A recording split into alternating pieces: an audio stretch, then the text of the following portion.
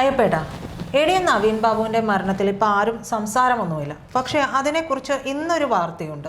അത് ആരും അത്ര ശ്രദ്ധിച്ചിട്ടില്ല എന്നാണ് എനിക്ക് തോന്നുന്നത്. അത് മറ്റൊന്നുമല്ല, അദ്ദേഹത്തിൻ്റെ മരണത്തിൽ ലാൻഡ് റവന്യൂ ജോയിൻറ്റ് കമ്മീഷണറായിട്ടുള്ള എ ഗീതയെ സർക്കാർ റിപ്പോർട്ട് സമർപ്പിക്കാൻ ആവശ്യപ്പെട്ടിരുന്നു.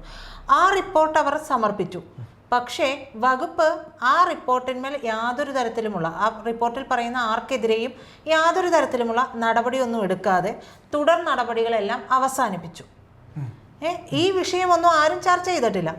എന്നിട്ടോ പിന്നീട് അഡ്വക്കേറ്റ് കുളത്തൂർ ജയ്സിംഗ് ഇത് എന്തുകൊണ്ട് എന്നുള്ളത് ചോദിച്ചുകൊണ്ട് ചീഫ് സെക്രട്ടറിക്ക് ഒരു അപ്പീൽ നൽകിയിരുന്നു. അതിൽ കളക്ടർക്കെതിരെ, അതായത് എ.ഡി.എം. നവീൻ ബാബുവിൻ്റെ മരണത്തിൽ കണ്ണൂർ കളക്ടർ അരുൺ കെ വിജയനെതിരെ യാതൊരു നടപടിക്കും ശുപാർശ ചെയ്യാത്ത ഈ റിപ്പോർട്ടിൽ അപ്പീൽ ചെയ്യാൻ, അതായത് തുടർ നടപടികൾക്ക് വേണ്ടി പൊതുഭരണ വകുപ്പിന് കൈമാറിയിരിക്കുകയാണ് ഈ സംഭവം. അതായത് അദ്ദേഹത്തിനെതിരെ, കളക്ടർക്കെതിരെ യാതൊരു തരത്തിലുമുള്ള നടപടിയും ഈ കാര്യത്തിൽ ഉണ്ടായിട്ടില്ല എന്ന് വ്യക്തമാവുകയാണ്. ഇതിൽ റിപ്പോർട്ട് സമർപ്പിച്ച എ ഗീതയ്ക്കാണോ തെറ്റുപറ്റിയിരിക്കുന്നത്, അതോ വകുപ്പിൽ അനധികൃതമായ കൈകടത്തലുകൾ ഈ വിഷയത്തിൽ ഉണ്ടായിരിക്കുന്നു?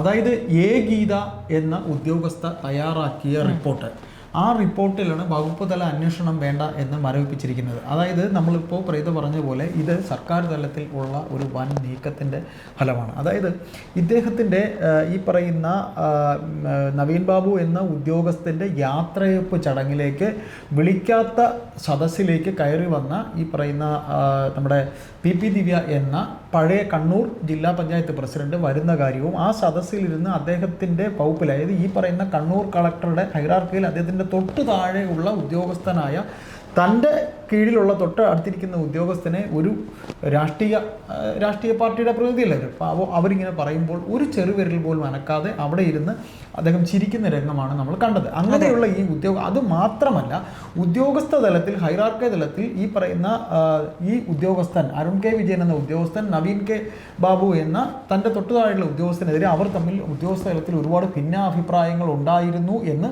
ജീവനക്കാരുടെ ഇടയിൽ തന്നെ സംസാരം ഉണ്ടായിരുന്നു. അങ്ങനെ ജീവനക്കാരുടെ സംസാരം ഉണ്ടായിരുന്നു, അത് വെറുതെ അല്ല എന്നും ഇവരുടെ റിപ്പോർട്ടിലുണ്ടായിരുന്നു. എന്തൊക്കെ തരത്തിൽ സർക്കാരിനെ വഴിവിട്ട് സഹായിക്കാനുണ്ടായിരുന്നോ അത്തരം കാര്യങ്ങളൊക്കെ വഴിവിട്ട് സഹായിക്കുന്ന ഒരു വ്യക്തിയായിരുന്നു ഈ കളക്ടർ എന്നുള്ള കാര്യം അവിടുത്തെ സാധാരണക്കാരായ എല്ലാ ജനങ്ങൾക്കും അറിയാം. അതായത് തങ്ങൾക്ക് അവൈലബിളായ ഒരു കളക്ടറല്ല ഇദ്ദേഹമെന്നും ഒരൊറ്റ കാര്യങ്ങൾ സാധാരണക്കാരന് അവിടെ പോയി കളക്ടറേറ്റിൽ ഇദ്ദേഹത്തെ കണ്ട് ചെയ്യാൻ പറ്റില്ല എന്നും സാധാരണക്കാരായ നിരവധി പേർ ഈ പറയുന്ന നവീൻ ബാബു എന്ന ഉദ്യോഗസ്ഥൻ്റെ മരണശേഷം പല മാധ്യമങ്ങളിലൂടെയും പറഞ്ഞ് നാം കണ്ടതാണ്. അപ്പോൾ അരുൺ കെ വിജയൻ എന്ന കളക്ടറെ സംരക്ഷിക്കുന്നു എന്ന് പറഞ്ഞുകൊണ്ട് ഈ പറയുന്ന അഡ്വക്കേറ്റ് കുളത്തൂർ ജയ്സിംഗ് പരാതി കൊടുക്കുമ്പോൾ എന്തുകൊണ്ട് റവന്യൂ മന്ത്രി പറഞ്ഞത് റവന്യൂ കുടുംബത്തിലെ ഏറ്റവും വേണ്ടപ്പെട്ട ആളാണ് ഈ മരണപ്പെട്ട നവീൻ ബാബു എന്നാണ്. ഇതിൽ ഒരു കാര്യം നമുക്ക് വ്യക്തം, അദ്ദേഹത്തിൻ്റെ യാത്രയപ്പ് ചടങ്ങിൽ അദ്ദേഹത്തിന് ഇത്തരത്തിൽ പി ദിവ്യ വന്ന് സംസാരിച്ചിട്ട് തിരികെ പോകുമ്പോൾ ഈ ഉദ്യോഗസ്ഥ ബൃന്ദങ്ങളിൽ ആരും തന്നെ അദ്ദേഹത്തിന് യാത്ര അയക്കാൻ ആ വാഹനത്തിൽ കൂടെ പോയിട്ടില്ല. അദ്ദേഹത്തിന് ആ ചടങ്ങ് അലങ്കോലമാവുകയാണ് ചെയ്തത് ഇവർ ചെന്നതിന് ശേഷം. മാത്രമല്ല ആ ചടങ്ങ് വേണ്ട എന്ന് അദ്ദേഹം പറഞ്ഞിരുന്നതാണ്. നിർബന്ധപൂർവ്വം ചെയ്യിപ്പിച്ച ഒരു ചടങ്ങാണ്. സ്ഥലം മാറിപ്പോകുന്നതാണ്. മാത്രവുമല്ല ഈ പറയുന്ന പി ദിവ്യയും കളക്ടർ അരുൺ കെ വിജയനും തമ്മിലുള്ള സംഭാഷണങ്ങൾ നടന്നിട്ടുണ്ട് എന്നുള്ളതും കൂടി പുറത്തു വന്നതാണ്. അദ്ദേഹം പറഞ്ഞു എന്ന് പറയുന്നത് സത്യമാണ് എന്നാണ് തോന്നുന്നത്. അതുകൊണ്ടാണ് പി ദിവ്യ ആത്മഹത്യാ പ്രേരണ കുറ്റത്തിന് ഇപ്പോൾ അവസാനം. അതെ, പക്ഷേ ആ ചടങ്ങിലേക്ക് കയറി വരുമ്പോൾ പോലും പ്രോട്ടോകോൾ പ്രകാരം കളക്ടർക്ക് അവരെ തടയാമായിരുന്നു. ഈ സംസാരം ഇതിനുശേഷം പിന്നീട് ഇവർ തമ്മിൽ സംസാരം നടന്നിരുന്നു എന്നുള്ളത് നമുക്കറിയില്ല. ഈ പറയുന്ന ദിവസം ഇന്ന ദിവസം ഇത് നടക്കുന്നു, ഇന്ന സമയത്ത് നിങ്ങൾ വരണമോ വേണ്ടയോ എന്നുള്ളത് ഇവർ തമ്മിൽ ചർച്ച ഇതിനു മുമ്പ് നടന്നിട്ടുണ്ടാകാം. അങ്ങനെയുള്ള കാര്യങ്ങളൊക്കെ പുറത്തു വന്നതാണ്, ഇവരുടെ ചർച്ചയൊക്കെ പുറത്തു വന്നതാണ്.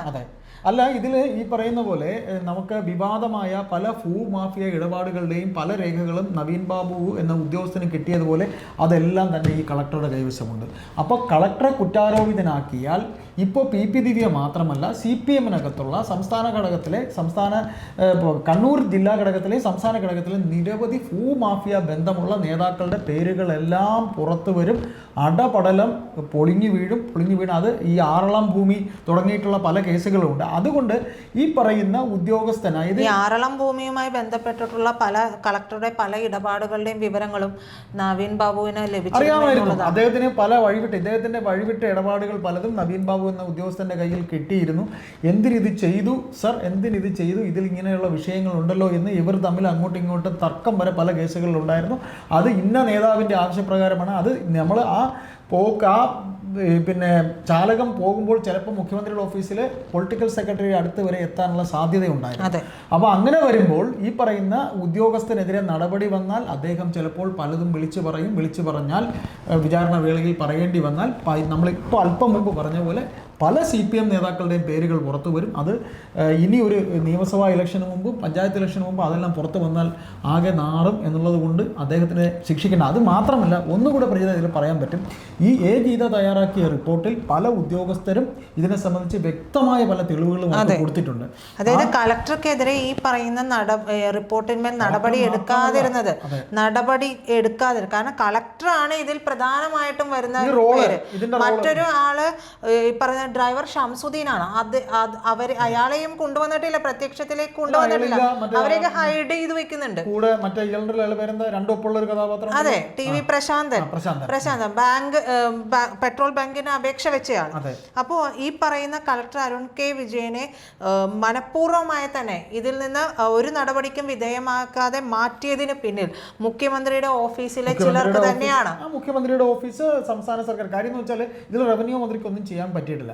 അതിന് ഒറ്റ ഉദാഹരണം പറഞ്ഞാൽ, ഈ മരണശേഷം 2-3 ദിവസത്തിനകം മുഖ്യമന്ത്രിയും പൊളിറ്റിക്കൽ സെക്രട്ടറിയും മുഖ്യമന്ത്രിയുടെ കണ്ണൂർ വീട്ടിലുണ്ടായിരുന്നു. അന്ന് ഈ പറയുന്ന എല്ലാ കാര്യങ്ങളും കൊണ്ട് ഈ കളക്ടർ ഏതാണ്ട് എത്രയെങ്കിലും മണിക്കൂർ മുഖ്യമന്ത്രിയുടെ വസതിയിൽ ഉണ്ടായിരുന്നു എന്നുള്ളത് നമ്മൾ പല വീഡിയോകളിലും നമ്മൾ കേട്ടതാണ്. അന്ന് ഈ നടന്ന സംഭവം കോൺഗ്രസിലെ യുവ നേതാവ്, ഈ പറയുന്ന പി ദിവ്യക്കെതിരെ പ്രസംഗിച്ച യൂത്ത് കോൺഗ്രസിൻ്റെ ഒരു നേതാവൊക്കെ ഉണ്ട്, ഒരു വൈസ് പ്രസിഡന്റ് ഉണ്ട് യൂത്ത് കോൺഗ്രസിൻ്റെ, അദ്ദേഹമൊക്കെ സംസാരിച്ചിട്ടുണ്ടായിരുന്നു. ഏതായാലും കളക്ടറെ കളക്ടർ നിരപരാധിയാണ് എന്ന് പറഞ്ഞൊരു ക്ലീൻ ചീറ്റ് കൊടുക്കേണ്ടത് സർക്കാരിൻ്റെ CPM നേതാക്കളുടെ ആവശ്യമാണ്. കളക്ടർക്ക് പറയാൻ നിരവധി കാര്യങ്ങളുണ്ടാകും. കളക്ടർ കുറേയധികം കള്ളങ്ങൾ മൂടി വയ്ക്കുന്ന ഒരു വ്യക്തിയാണ്, അതിനെ മൂടിക്കൊണ്ടുപോവുകയാണ്.